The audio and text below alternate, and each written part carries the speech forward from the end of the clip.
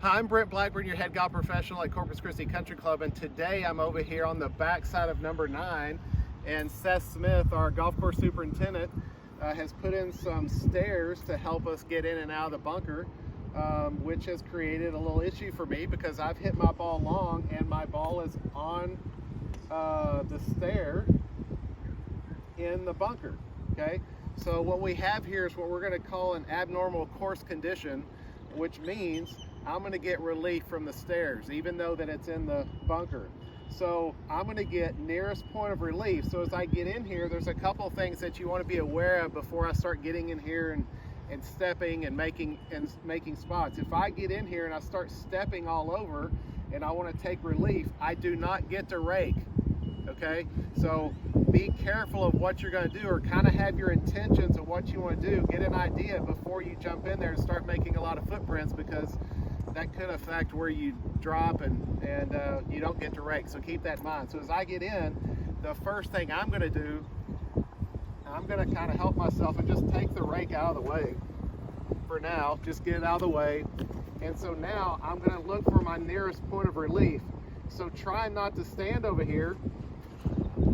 I'm going to get my swing and stance, but since I'm right-handed, it's going to be somewhere in this area, and it's nearest point, so probably something like this. Okay, now I can't get nearer the hole because the flag's right here, so I'm going to have to make sure that I keep a line, and this time I'm going to use my driver to help you see. It's going to be on a line something like this.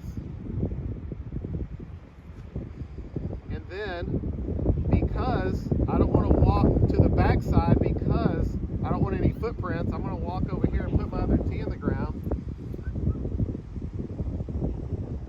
Just knowing that if I don't hit a good shot and it ends up in one of my footprints, I'm going to have to play it out of it. So now I can take my ball, and yes, I have to drop it, and I can face any direction I want to. I'm going to face towards you just because you're the camera and the audience, and then I'm going to have to drop it into the bunker, and I get to pick any place in this area to drop it, so it still has to be from my knee. So I'm going to kind of drop it something like this, and then I'm ready to go. I'm ready to play. So far, if you're keeping track, I've hit my second shot in the bunker, I got my free relief, and now I can go ahead and hit my shot. Okay? Now, let's say for fun,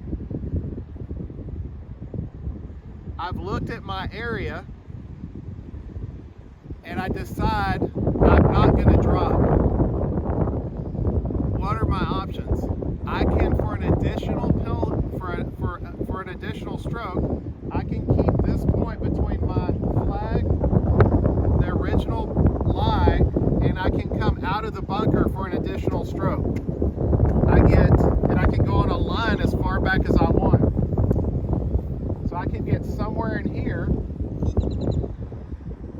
I can put a tee in the ground, and then I can drop,